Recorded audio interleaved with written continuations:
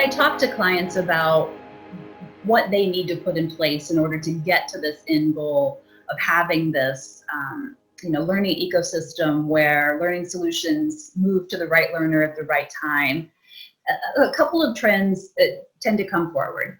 For years we heard of the LMS as being the cornerstone of the learning ecosystem, and it still has a very important role. But there's some additional components that we're working with clients to integrate to make sure they can fully unleash the power of these new learning ecosystems. So things like a learning object repository.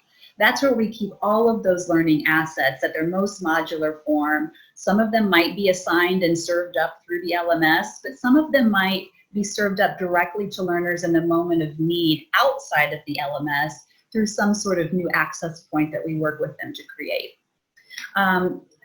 We're also doing competency management and taxonomy management.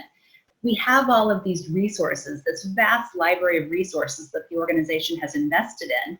And in order to be able to make it work optimally for them, we want that content to be tagged. We want it to be data rich, tag rich, content rich, so that we can then report on it and understand who needs it, where they need it, when they need it. And once they have it, how is it working for them? This also helps prevent redundancies in the organization, and it helps maximize the value. We now can tell if we have multiple pieces of content that are serving the same purpose in an ecosystem, and we can make the choice of what to keep and what to get rid of. And so we help organizations run really streamlined operations by not maintaining assets that they don't need.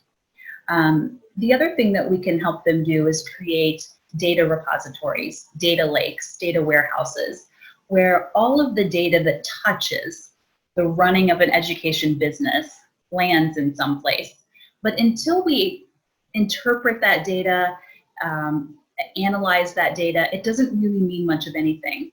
But if we can at least gather it in one place and then build smart, intuitive, informative reports from it, we can pull out insights that help us drive the business profitably and run learning as a business.